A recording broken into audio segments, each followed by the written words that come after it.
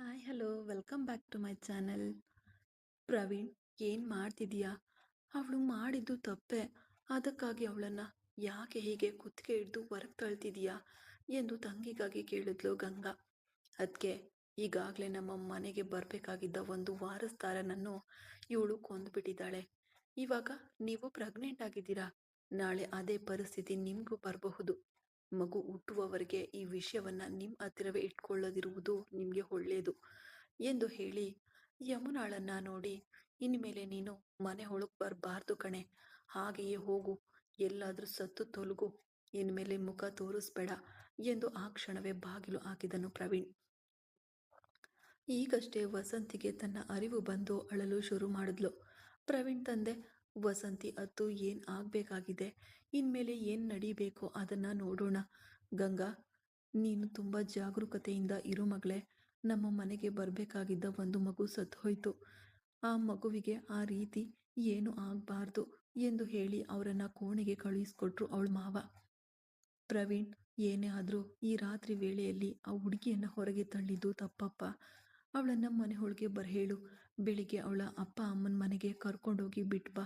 ಇನ್ಮೇಲೆ ಯಮುನಾ ಈ ಮನೆಯಲ್ಲಿ ಇರೋದು ಬೇಡ.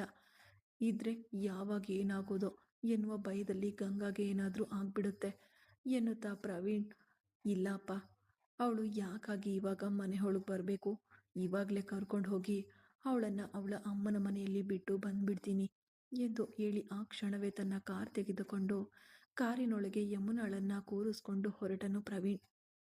ಅಲ್ಲಿಗೆ ಹೋದಳು. ಅಲ್ಲಿ ಅದಕ್ಕಿಂತ ಹೆಚ್ಚಿನದ್ದೇ ಸಿಕ್ಕಿತು ಯಮುನಾಗೆ. ಸತ್ಯ ತಿಳಿದು ಯಮುನಾಳ ಅಮ್ಮ ಮತ್ತು ಅಪ್ಪ, ನೀನು ನಮ್ಮ ಮಗಳೇ ಅಲ್ಲ ಕಣೆ, ಹುಟ್ಟಲಿರುವ ಮಗು ನಿಮ್ಮ ಜೀವನಕ್ಕಾಗಿ ತನ್ನ ಜೀವವನ್ನು ಪಣಕ್ಕಿಟ್ಲು. ಅಂಥವಳನ್ನು ಗಂಡನಿಂದ ಬೇರ್ಪಡಿಸುವುದಕ್ಕಾಗಿ ಯಾವಾಗ ಹೊಟ್ಟೆಯೊಳಗಿದ್ದ ಒಂದು ಕಂದಮ್ಮನನ್ನು ಅಳಿಸಿ ಹಾಕಿದೆಯೋ, ನೀನೆಲ್ಲ ನನ್ನ ಮಗಳವೇ ಅಲ್ಲ ಕಣೆ. ನಮ್ಮ ಮನೆ ಒಳಗೆ ಬರುವ ಅರ್ಹತೆ ನಿನಗಿಲ್ಲ. ಇನ್ಮೇಲೆ ನೀನು ಈ ಕಡೆಗೆ ಬರಲೇಬೇಡ ಎಂದು ತಮ್ಮ ಅಳಿಯ ಇರುವುದನ್ನು ಮರೆತು ಬಾಗಿಲು ಹಾಕ್ಬಿಟ್ರು ಇಬ್ರು. ಇಲ್ಲಿಯವರೆಗೆ ಅವನಲ್ಲಿ ನನ್ನನ್ನು ಬಿಟ್ಟು ಹೋಗಬೇಡಿ ಎಂದು ಕೂಡ ಹೇಳದೇ ಇದ್ದವಳು ಇವಾಗಷ್ಟೇ ಪ್ರವೀಣನಲ್ಲಿ ಬೇಡಿಕೊಳ್ಳಲು ಕೂಡ ಶುರು ಮಾಡಿದ್ಲು. ಪ್ರವೀಣ್, ನಾನು ಏನೋ ಕೋಪದಲ್ಲಿ ಮಾಡಿಬಿಟ್ಟೆ, ನನ್ನನ್ನು ಕ್ಷಮಿಸಿ ಕರ್ಕೊಂಡು ಹೋಗು, ನಾನಿನ್ಮೇಲೆ ಆ ರೀತಿ ಮಾಡೋದಿಲ್ಲ ಎಂದು ಅವಳು ಬೇಡಿಕೊಳ್ಳುತ್ತಾ ಅಳ್ತಾ ಇದ್ಲು. ಇನ್ಮೇಲೆ ನಿನ್ನನ್ನು ನಾನು ಕರ್ಕೊಂಡು ಹೋಗೋದಿಲ್ಲ. ನೀನು ಮಾಡಿದ್ದಕ್ಕೆ ಶಿಕ್ಷೆ ಅನುಭವಿಸಲೇಬೇಕು. ಇವಾಗ ನಿನ್ನನ್ನು ಕ್ಷಮಿಸಿ ಮನ ಕರ್ಕೊಂಡು ಹೋಗ್ಬಿಟ್ರೆ ನನಗಿಂತ ಕೇವಲವಾದ ಜನ್ಮ ಬೇರೆ ಯಾರೂ ಇರಲು ಸಾಧ್ಯವಿಲ್ಲ. ನೀನು ಮಾಡಿದ್ದು ಪಾಪ, ಆ ಪಾಪದ ಶಿಕ್ಷೆಯನ್ನು ಅನುಭವಿಸಲೇಬೇಕು ಎಂದವನು ಆ ಕ್ಷಣವೇ ಅಲ್ಲೇ ಬಿಟ್ಟು ಅವಳನ್ನು ಹೊರಟೋದನು. ಇವಾಗ ಅಲ್ಲೇ ಮನೆಯ ಜಗಲಿಯಲ್ಲಿ ಮಲಗಿದ್ಲು ಯಮುನಾ. ಸುಭಾಷ್ ತನ್ನ ಕೋಣೆಯಲ್ಲಿ ಮಲಗಿದ್ದನು. ಒಂದು ಕವಿತಾಳ ಬಳಿ ಮಾತನಾಡಿ ಬಂದಿದ್ದು ಯಾವುದೋ ಒಂದು ಪ್ರಭಾವವನ್ನು ಅವನ ಮನಸ್ಸಿನಲ್ಲಿ ಉಂಟು ಮಾಡಿತು. ಸರಿ, ಇನ್ಮೇಲೆ ಕಾಲೇಜಿನಲ್ಲಿ ಅವಳನ್ನು ನೋಡುವುದು ಸರಿ ಬರೋದಿಲ್ಲ. ಅವಳ ಹೋದನ್ನು ಅವಳು ಓದಲಿ. ನಾಳೆಯೇ ಕೆಲಸಕ್ಕೆ ನಾನು ರಿಸೈನ್ ಮಾಡಿಬಿಡಬಹುದು. ಹಾಸ್ಪಿಟಲ್ ನೋಡಿಕೊಳ್ಳುತ್ತಾ ನಮ್ಮ ಕೆಲಸವನ್ನು ನಾವು ನೋಡ್ಕೊಳ್ಳೋಣ ಎನ್ನುವ ನಿರ್ಧಾರಕ್ಕೆ ಬಂದನು ಸುಭಾಷ್. ಮರುದಿನ ಬೆಳಿಗ್ಗೆ ಪ್ರತಿದಿನದಂತೆ ಎದ್ದು ಕಾವೇರಿ ಕಾಲೇಜಿಗೆ ತಯಾರಾದ್ಲು. ಆಗ ಅವಳ ಅಮ್ಮನಿಂದ ಫೋನ್ ಬಂದಿತು. ಗಾಬರಿಯಾದ ಧ್ವನಿಯಲ್ಲಿ ಅವಳ ಅಮ್ಮ ಮಾತನಾಡಿದ್ರು. ಏನೆಂದು ತಿಳಿಯದೆ ದಿಗಿಲಾಗಿ ನಿಂತಳು ಕಾವೇರಿ. ಅಮ್ಮ, ಏನಾಯ್ತು ಎಂದು ಆತಂಕದಿಂದ ಕಾವೇರಿಯು ಕೇಳಿದ್ಲು. ಆಗ ಕಲ್ಯಾಣ್ ಕೂಡ ಅವಳ ಹತ್ತಿರವೇ ಇದ್ದನು. ಅವರು ಮಾತನಾಡಿದ್ದ ವಿಷಯ ಕೇಳಿಸಿತು ಕಲ್ಯಾಣ್ಗೂ ಕೂಡ. ಇದಕ್ಕೆ ಕಾರಣವಾಗಿದ್ದ ಆ ಯಮುನಾಳನ್ನು ನಾನು ಸುಮ್ಮನೆ ಬಿಡುವುದಿಲ್ಲ ಎಂದು ಕೋಪದಿಂದ ಆ ಕ್ಷಣವೇ ತಿರುಪೂರಿಗೆ ಹೊರಟನು ಕಲ್ಯಾಣ್. ಇಲ್ಲಿ ನೋಡಿ, ಅವಳು ಮಾಡಿದ್ದು ತಪ್ಪೆ. ಅದಕ್ಕೆ ತಾನೇ ಬಾವ ಮನೆಯಿಂದ ಕಳಿಸ್ಬಿಟ್ಟಿದ್ದಾರಲ್ಲ. ಇವಾಗ ನೀವು ಹೋಗಿ ಏನು ಮಾತನಾಡದಿದ್ದೀರಾ? ಅವರ ವಿಷಯ ನಾವು ತಲೆ ಹಾಕೋದು ಬೇಡ. ಇವಾಗ ನಿಮಗೆ ಸತ್ಯ ತಿಳಿದಿದ್ದು ನನಗೆ ಸಾಕು ಎಂದವಳು ತನ್ನ ಎದೆಗೆ ಅಪ್ಪಿಕೊಂಡ್ಳು. ನಿನಗೆ ಒಳ್ಳೆಯ ಮನಸ್ಸಿದೆ ಕಾವೇರಿ, ನೀನು ಕ್ಷಮಿಸ್ಬಿಡ್ತೀಯಾ? ನನ್ನಿಂದ ಆ ಯಮುನಾಳನ್ನು ಕ್ಷಮಿಸಲು ಸಾಧ್ಯವಿಲ್ಲ ಎಂದು ಮನಸ್ಸಿನಲ್ಲಿಯೇ ಯೋಚಿಸುತ್ತಾ ಅವಳ ತಲೆಯನ್ನು ಸವರಿದನು ಕಲ್ಯಾಣ್. ಕಾಲೇಜಿಗೆ ಹೋದ ಸುಭಾಷ್ ಸಾಮಾನ್ಯನಂತೆ ಕಾಯುತ್ತಿದ್ದ. ಎಲ್ಲ ವಿದ್ಯಾರ್ಥಿಗಳು ಬಂದ್ಬಿಟ್ಟಿದ್ರು. ಕವಿತಾ ಮಾತ್ರ ಬರಲೇ ಇಲ್ಲ.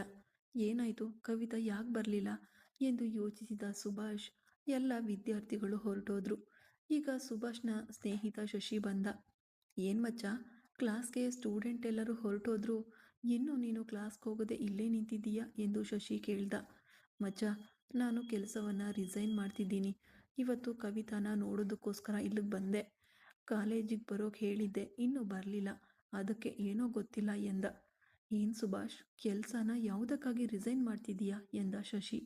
"ಮಚ್ಚ, ಕವಿತಾ ಓದ್ಬೇಕಾದ ಹುಡುಗಿ. ಅವಳು +2 ಮುಗಿಸಿದ ತಕ್ಷಣವೇ ನನ್ನ ಅಪ್ಪ ಅಮ್ಮ ಅವಳ ಅಪ್ಪ ಅಮ್ಮನಿಗೆ ಒತ್ತಾಯ ಮಾಡಿ ಅವಳನ್ನು ನನಗೆ ಮದುವೆ ಮಾಡಿಬಿಟ್ರು. ನಿನಗೆ ಗೊತ್ತಲ್ವಾ? ಅದಕ್ಕಾಗಿ ಅವಳು ತುಂಬ ಕಷ್ಟಪಟ್ಳು.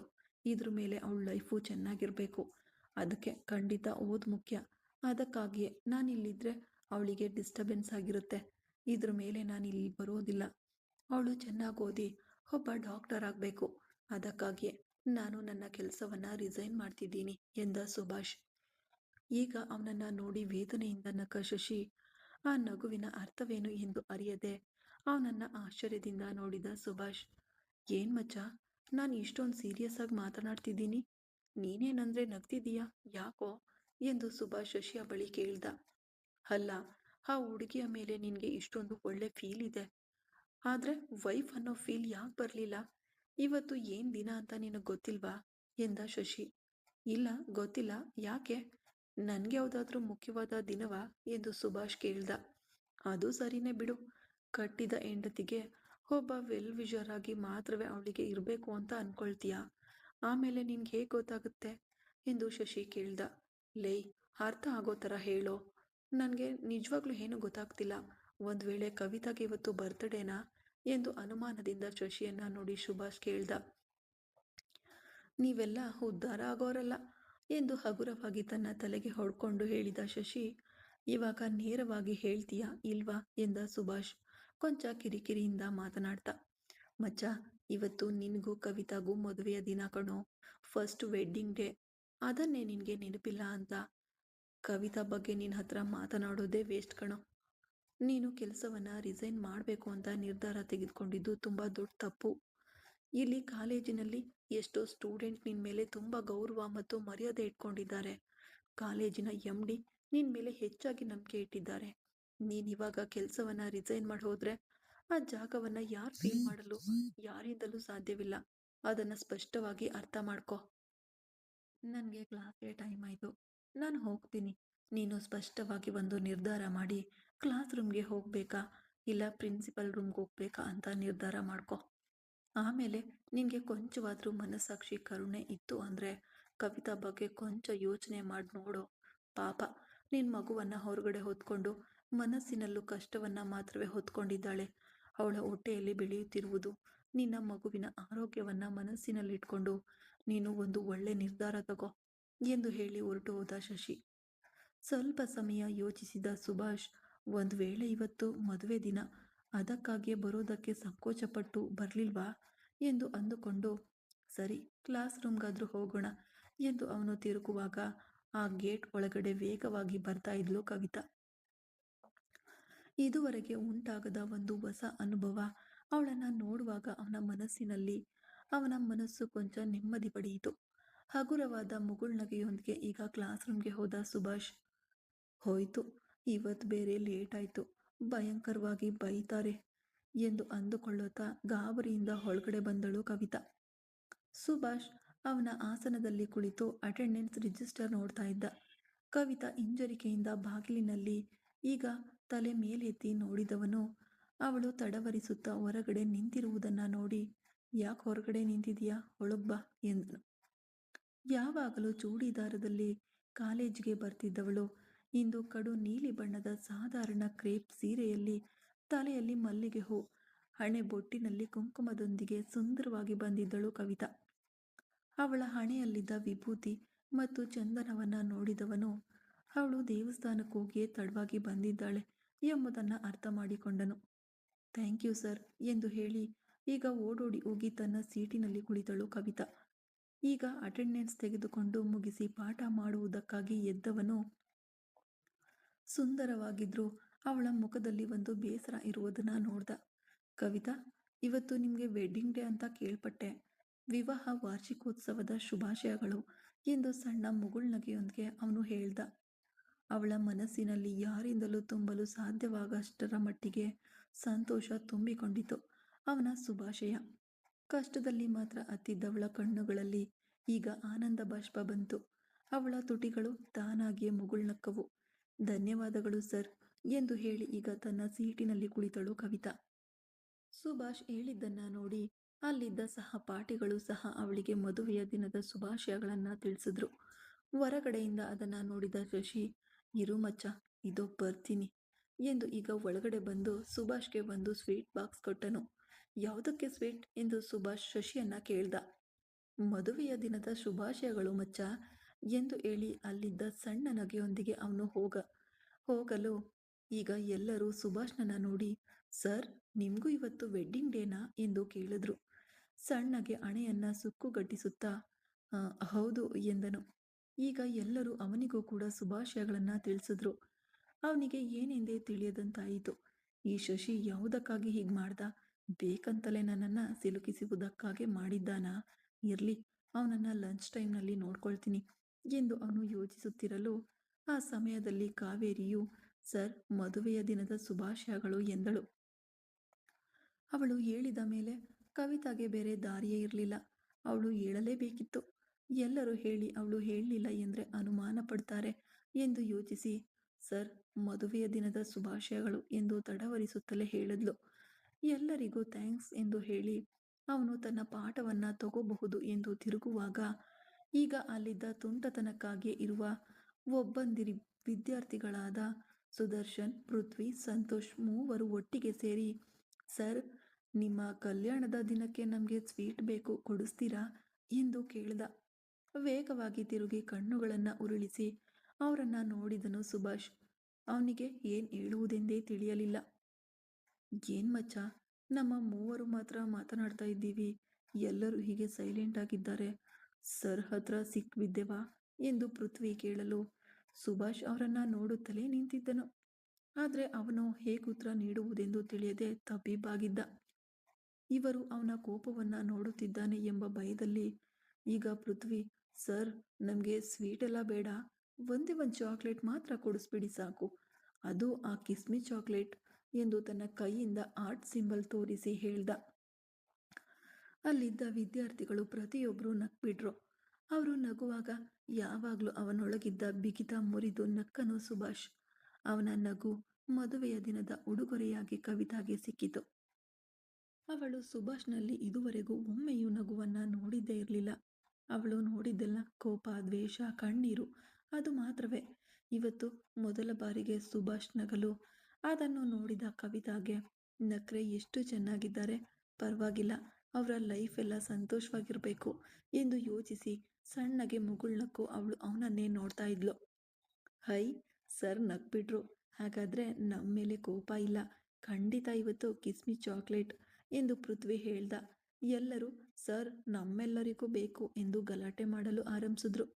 ಓಕೆ ಓಕೆ, ನಿಮ್ಮೆಲ್ಲರಿಗೂ ನಾನು ಚಾಕ್ಲೇಟ್ ಕೊಡ್ತೀನಿ, ಸಾಕಾ? ಇವಾಗ ಪಾಠ ಗಮನಿಸಿ, ನನ್ನ ಕ್ಲಾಸ್ ಮುಗಿಯುವಾಗ ನಿಮ್ಮೆಲ್ಲರಿಗೂ ಚಾಕ್ಲೇಟ್ ಬರುತ್ತೆ ಎಂದು ಸುಭಾಷ್ ಹೇಳಲು, ಹೈ ಜಾಲಿ ಎಂದು ಕಿಚಾಯಿಸಿದನು ಪೃಥ್ವಿ. ಈತ ಕಾವೇರಿ, ಕವಿತಾ ಎಲ್ಲ ಪಾಠ ಗಮನಿಸ್ತಾ ಇದ್ರು. ಅದೇ ಸಮಯದಲ್ಲಿ ತಿರುಪೂರಿನಲ್ಲಿ ಕಾವೇರಿಯ ಅಮ್ಮನ ಮನೆಗೆ ಹೋಗಿದ್ದನು ಕಲ್ಯಾಣ್. ಕಲ್ಯಾಣನ್ನು ನೋಡಿ ಕೈಕಾಲು ನಡುಗುತ್ತಾ ಆ ಜಗಲಿಯಲ್ಲಿ ಮಲಗಿದ್ದ ಯಮುನಾ ಈಗ ಎದ್ದು ನಿಂತಳು. ಹೋದ ವೇಗದಲ್ಲಿ ಅವಳ ಕೆನ್ನೆಗೆ ಬಾರಿಸಿದನು ಕಲ್ಯಾಣ್. ಈಗಷ್ಟೇ ಕಾವೇರಿಯ ಅಮ್ಮ ಅಪ್ಪ ಇಬ್ರು ಮನೆಯ ಒಳಗಿನಿಂದ ಹೊರಗೆ ಬಂದ್ರು. ಯಮುನಾ ಕೆನ್ನೆ ಹಿಡ್ಕೊಂಡು ನಿಂತಿರಲು ಈಗ ಕಲ್ಯಾಣ್ನ ಕೋಪದ ಬಗ್ಗೆ ಅವರು ತಿಳಿದುಕೊಂಡ್ರು.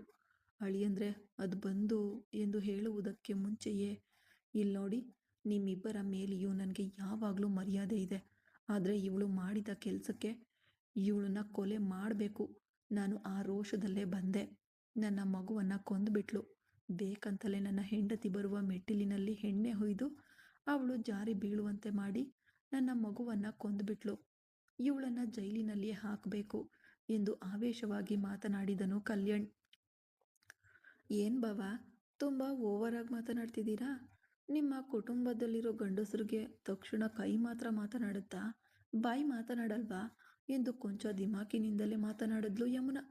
ಅದನ್ನು ನೋಡಿದ ಯಮುನಾಳ ಅಪ್ಪ ಅಮ್ಮ ಇಬ್ಬರು, ಯಮುನಾ, ಏನು ಮಾತಾಡ್ತಾ ಇದೀಯಾ? ಅವರು ನಮ್ಮ ಮನೆ ಅಳಿಯಂದ್ರು. ಕೊಂಚವೂ ಮರ್ಯಾದೆ ಇಲ್ಲದೆ ಮಾತನಾಡ್ತಿದ್ದೀಯಲ್ಲ. ಸಂಬಂಧದ ಪ್ರಕಾರ ಅವರು ನಿನಗೆ ಭಾವ ಆಗಬೇಕು. ಮರ್ಯಾದೆಯೇ ನೀಡದೆ ಏನೇನೋ ನಿಲ್ಲಿಸಿ ಮಾತನಾಡ್ತಾ ಇದ್ದೀಯಾ?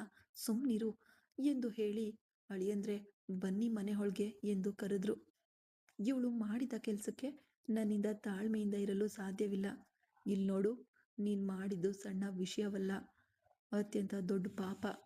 ನನ್ನ ಮಗು ನಿನ್ಗೇನು ಪಾಪ ಮಾಡಿತ್ತು? ಅದು ಹೊಟ್ಟೆಯಲ್ಲಿ ಕರುವಾದ ತಕ್ಷಣವೇ ಅದನ್ನು ನಾಶಪಡಿಸುವಷ್ಟು ಇಷ್ಟು ಕ್ರೂರವಾಗಿ ಯೋಚಿಸಿದ್ದೀಯಲ್ಲ. ನೀನು ಒಂದು ಹೆಣ್ಣ, ನಿನಗೆಲ್ಲ ಈ ಭೂಮಿಯಲ್ಲಿ ಬಾಳುವ ಯೋಗ್ಯತೆ ಇಲ್ಲ. ಕಾವೇರಿ ನಿನ್ನ ಜೊತೆ ಹುಟ್ಟಿದ ತಂಗಿ. ಅವಳ ಮುಖ ನೋಡಿದ್ರೆ ಅವಳಿಗೊಂದು ಕೆಡುಕು ಮಾಡಬೇಕು ಎಂದು ಯಾರಿಗೂ ಅನಿಸೋದಿಲ್ಲ. ಆದರೆ ನೀನು ಅವಳಿಗೆ ಎಷ್ಟು ದೊಡ್ಡ ಶಿಕ್ಷೆ ಕೊಟ್ಟೆ. ಅಂದು ಅವಳನ್ನು ಹೊಡೆದು ಮನೆಯಿಂದ ಹೊರಗೆ ಕಳಿಸ್ತಿಲ್ಲ. ಆವಾಗಲೇ ನೀನು ಎತ್ತು ಕಟ್ಟಿ ತಮಾಷೆ ನೋಡಿದೆ. ನನಗಾಗ ಅರ್ಥವಾಗಲಿಲ್ಲ. ಈಗ ಅರ್ಥವಾಯಿತು. ಒಂದು ವಿಷಯ ಹೇಳ್ತೀನಿ, ಸ್ಪಷ್ಟವಾಗಿ ಕೇಳಿಸ್ಕೊ. ಇದಕ್ಕೆ ಮೇಲೆ ನನ್ನ ಮನೆ ಒಳಗೆ ಸೊಸೆ ಎನ್ನುವ ಹಕ್ಕಿನಲ್ಲಿ ನೀನು ಕಾಲಿಡಲು ಸಾಧ್ಯವಿಲ್ಲ. ನಿನ್ನ ಶಿಕ್ಷೆಯೇ ಇದು. ಇನ್ನು ಮುಂದೆ ನನ್ನ ಕಾವೇರಿಯ ಮುಖದಲ್ಲೂ ನಿನ್ನ ಮುಖವಿಟ್ಟು ನೋಡಲು ಸಾಧ್ಯವಿಲ್ಲ ಎಂದು ತನ್ನ ಕೋಪವನ್ನೆಲ್ಲ ಮಾತುಗಳ ಮೂಲಕ ಅವಳ ಮೇಲೆ ಸುರಿದನು ಕಲ್ಯಾಣ್. ಅವನು ಮಾತನಾಡುವವರೆಗೆ ಸುಮ್ಮನಿದ್ದವಳು ಈಗ ಜೋರಾಗಿ ನಕ್ಕಳು. ಅವಳ ನಗುವನ್ನು ನೋಡಿದ ಅವಳ ಅಪ್ಪ ಅಮ್ಮನಿಗೆ ಭಯವಾಯಿತು. ಏನು ಹುಚ್ಚು, ಮುಖಗೇಡಿತನ, ಹೀಗೆ ನಗ್ತೀಯಾ ಎಂದು ಕಲ್ಯಾಣ್ ಅವಳಲ್ಲಿ ಕೋಪದಿಂದ ಕೇಳ್ದ. ನಾನೇನೋ ನಿನ್ನ ಹೆಂಡತಿ ಅಂದ್ಕೊಂಡಿದ್ದೀಯಾ? ನೀನು ಸೊಸೆಯಾಗಿ ಮನಹೊಳಗೆ ಬರಬಾರ್ದು ಎಂದು ಹೇಳಿದ ತಕ್ಷಣ ನಾನು ಬಾರದೇ ಇರುವುದಕ್ಕೆ ಎಂದು ಈಗ ವಿಲ್ಲನ್ ರೀತಿ ಮಾತನಾಡಲು ಆರಂಭಿಸಿದಳು ಯಮುನಾ. ಇಲ್ಲಿ ನೋಡು, ಮರ್ಯಾದೆ ಇಲ್ಲದೆ ನೀನು ಬಾ ಹೋಗು ಎಂದು ಮಾತನಾಡಿದ್ರೆ ಇಲ್ಲೇ ನಿನ್ನ ಮುಗಿಸ್ಬಿಡ್ತೀನಿ ಎಂದು ತನ್ನ ಕೈ ಬೆರಳನ್ನ ನೀಡಿ ಕೋಪದಿಂದ ಕೇಳಿದನು ಕಲ್ಯಾಣ್. ಮರ್ಯಾದೆ ಇಲ್ಲದೆ ಮಾತನಾಡಿದ್ರೆ ನಿನಗೆ ಕೋಪ ಬರುತ್ತದಲ್ಲ, ಹಾಗೆ ನನಗೂ ನೀನು ಮರ್ಯಾದೆ ಇಲ್ಲದೆ ಮಾತಾಡಿದ್ರೆ ನನಗೂ ಕೋಪ ಬರುತ್ತೆ. ನನ್ನ ಗಂಡ ಹೇಳಬೇಕು ಆ ಮಾತನ್ನ, ನೀನಲ್ಲ. ನೀನು ಹೇಳಬಾರ್ದು. ಏನು ಕಾವೇರಿ ಅಂದ್ಕೊಂಡಿದ್ಯಾ ನನ್ನ ಮನೆಯಿಂದ ಕುತ್ತಿಗೆ ಹಿಡಿದು ಹೊರಗೆ ತಳ್ಳಿದ್ರೆ ಹಾಗೆಯೇ ಹತ್ಕೊಂಡು ಹುಟ್ಟಿದ ಮನೆಗೆ ಬರುವುದಕ್ಕೆ? ನಾನು ಯಮುನಾ, ನಿನ್ನ ಮನೆಯನ್ನೇ ನಾಶ ಮಾಡಿಬಿಡ್ತೀನಿ. ನಿನಗೆ, ನನ್ನ ತಮ್ಮನಿಗೆ, ನಿನ್ನ ಕುಟುಂಬಕ್ಕೆ ತಿಳಿಯದ ಒಂದು ವಿಷಯವನ್ನು ಹೇಳ್ತೀನಿ, ಕೇಳಿಸ್ಕೊ. ನಾನೀಗ ಪ್ರೆಗ್ನೆಂಟ್ ಆಗಿದ್ದೀನಿ. ಆ ವಿಷಯ ನಿನ್ನ ತಮ್ಮನಿಗೂ ಕೂಡ ತಿಳಿಯದು ಎಂದು ಹೇಳುವಾಗ ಅದನ್ನು ಕೇಳಿ ಕಲ್ಯಾಣ್, ಅವಳ ಅಪ್ಪ ಅಮ್ಮ ಎನ್ನುವ ಪ್ರತಿಯೊಬ್ಬರು ಆಘಾತದಿಂದ ಅವಳನ್ನು ನೋಡ್ತಾ ಇದ್ರು. ಏನು ಹೇಳಿದ ತಕ್ಷಣವೇ ಶಾಕ್ ಆಗಿ ಹೀಗೆ ನೋಡ್ತಿದ್ದೀರಾ? ನಿನ್ನ ತಮ್ಮನ ಮಗು ನನ್ನ ಹೊಟ್ಟೆಯಲ್ಲಿ ಬೆಳೀತಾ ಇದೆ. ನನ್ನನ್ನು ಆ ಮನೆಯಿಂದ ಕಳುಹಿಸುವ ಹಕ್ಕು ಯಾರಿಗೂ ಇಲ್ಲ. ಅದನ್ನು ಮೀರಿ ನನ್ನನ್ನು ಮನೆ ಒಳಗೆ ಬಿಡದಿದ್ರೆ ನಿನ್ನ ಕುಟುಂಬದ ಮೇಲೆ ಕೇಸ್ ಹಾಕ್ತೀನಿ. ನಿನ್ನ ಕುಟುಂಬವನ್ನು ಬೀದಿಗೆ ತಂದು ನಿಲ್ಲಿಸ್ತೀನಿ. ನಾನೇನು ಕಾವೇರಿಯಲ್ಲ ಸುಮ್ಮನೆ ಹೋಗೋದಿಕ್ಕೆ. ನಾನು ಯಮುನಾ. ನಿಮ್ಮನ್ನೆಲ್ಲ ವರದಕ್ಷಿಣೆ ಕಿರುಕುಳ ಅಂತ ಹೊಳಗಾಕ್ಸ್ಬಿಡ್ತೀನಿ ಎಂದು ದಿಮಾಕಿನಿಂದ ಮಾತನಾಡಿದ್ಲು ಯಮುನಾ. ಏನು, ನಿನಗೆ ಅಷ್ಟೊಂದು ದಿಮಾಕ? ಈ ಕಲ್ಯಾಣ್ ಹತ್ರವೇ ಸವಾಲಾಗ್ತೀಯಾ? ನೋಡ್ತೀನಿ ಹೇಗೆ ನನ್ನ ಮನೆಗೆ ಮರಳಿ ಬರ್ತೀಯಾ ಅಂತ. ನಿನ್ನ ಹೊಟ್ಟೆಯಲ್ಲಿ ಮಗು ಬೆಳೆದ್ರೆ ಎಲ್ಲವನ್ನ ನೀನು ಬೀದಿಗೆ ತಂದು ನಿಲ್ಲಿಸ್ಬಿಡ್ತೀಯಾ? ಯೋಗ್ಯತೆ ತಿಳಿದು ಮಾತನಾಡು. ನೀನು ಹುಟ್ಟಿದ ಅದೇ ಹೊಟ್ಟೆಯಲ್ಲೇ ಕಾವೇರಿಯು ಹುಟ್ಟಿದ್ಲು. ಇವತ್ತಿನವರೆಗೆ ಅವಳು ಒಂದು ಮಾತು ಯಾರನ್ನ ಹೆದರಿಸಿ ಮಾತನಾಡಿದ್ದಿಲ್ಲ. ಅವಳೆಲ್ಲಿದ್ದಾಳೆ, ನೀನೆಲ್ಲಿದ್ದೀಯಾ? ನೀನನ್ನೆಲ್ಲ ನನ್ನ ಹೆಂಡತಿಯ ಕಾಲ ಧೂಳಿಗೂ ಸಮ ಬರಲ್ಲ. ನನ್ನ ತಮ್ಮ ಎಂಥವನು ಅಂತ ನನಗೆ ಚೆನ್ನಾಗಿ ಗೊತ್ತು. ನನಗಿಂತ ನಿನ್ನ ಮೇಲೆ ಅವನಿಗೆ ಹೆಚ್ಚು ಕೋಪ ಇರುತ್ತೆ. ನೀನು ತಲೆ ಕೆಳಗಾಗಿ ನಿಂತರೂ ನನ್ನ ಮನೆ ಒಳಗೆ ಬರಲು ಸಾಧ್ಯವಿಲ್ಲ. ಚೆನ್ನಾಗಿ ಕೇಳಿಸ್ಕೊ ಯಮುನಾ, ನೀನು ಮಾಡಿದ ಪಾಪಕ್ಕೆ ಖಂಡಿತ ಅನುಭವಿಸ್ತೀಯ. ಅನುಭವಿಸುವಂತೆ ನಾನು ಮಾಡ್ತೀನಿ ಎಂದು ಹೇಳಿ ಆ ಜಾಗದಿಂದ ವೇಗವಾಗಿ ತನ್ನ ಕಾರನ್ನೇರಿ ಹೊರಟೋದ ಕಲ್ಯಾಣ್. ಏನು ಅಳಿಯಂದ್ರ ಹತ್ರ ಮರ್ಯಾದೆ ಇಲ್ಲದೆ ಹೀಗೆ ಮಾತಾಡ್ಬಿಟ್ಟಿಯಲ್ಲೇ. ಅವರನ್ನು ನೋಡಿದ್ರೆ ಅವರ ಅಪ್ಪನೇ ಹೆದರು ನಿಂತು ಮಾತಾಡಲ್ಲ. ಹಾಗಿರುವಾಗ ಒಬ್ಬ ಮನುಷ್ಯನನ್ನು ಇಷ್ಟೊಂದು ಅವಮಾನಗೊಳಿಸ್ತೀಯಾ? ನಿನ್ಗಷ್ಟೊಂದು ದಿಮಾಕ ಎಂದು ಪಾರ್ವತಿ ಈಗ ಯಮುನಾನಳ್ಳಿ ಕೇಳಿದ್ರು. ಇವಾಗ ನಾನು ಅತ್ತೆ ಮನೆಗೆ ಹೋಗ್ತೀನಿ. ನನ್ನನ್ನು ಮನೆ ಒಳಗೆ ಬಿಡದಿದ್ರೆ ಅವ್ರ ಮನೆ ಬಾಗಿಲಲ್ಲಿ ಕುಳಿತು ಹೋರಾಟ ಮಾಡ್ತೀನಿ. ಇವತ್ತು ನೋಡ್ತೀನಿ ಆ ಕಲ್ಯಾಣ್ ಅಥವಾ ನಾನಾ ಅಂತ ಎಂದು ಹೇಳಿ ಅಲ್ಲಿಂದ ಹೊರಟಳು ಯಮುನಾ. ಕೊಯಮತ್ತೂರಿನಲ್ಲಿ ಸರಿಯಾಗಿ ಸುಭಾಷ್ ಕ್ಲಾಸ್ ಮುಗಿಯಲು ಅವನ ಡ್ರೈವರ್ ಡೈರಿ ಮಿಲ್ಕ್ ಚಾಕ್ಲೇಟ್ ದೊಡ್ಡ ಬಾಕ್ಸ್ ತಂದು ಕೊಟ್ಟರು. ಪ್ರತಿಯೊಬ್ಬರಿಗೂ ಕೊಟ್ಟನು ಸುಭಾಷ್, ಕವಿತಾಳಿಗೂ ಸೇರಿಸಿ. ಮುಂದಿನ ಭಾಗದಲ್ಲಿ ಮುಂದುವರಿಯುವುದು. ಮುಂದಿನ ಸಂಚಿಕೆಯಲ್ಲಿ ಏನಾಗುತ್ತೆ ಅಂತ ಕಾಯ್ತಾ ಇರಿ. Thanks for watching. ಯಾರೆಲ್ಲ ಸಬ್ಸ್ಕ್ರೈಬ್ನ ಮಾಡ್ಕೊಂಡಿಲ್ಲ ಹೋಗಿ ಸಬ್ಸ್ಕ್ರೈಬ್ನ ಆಗಿ. Thank you.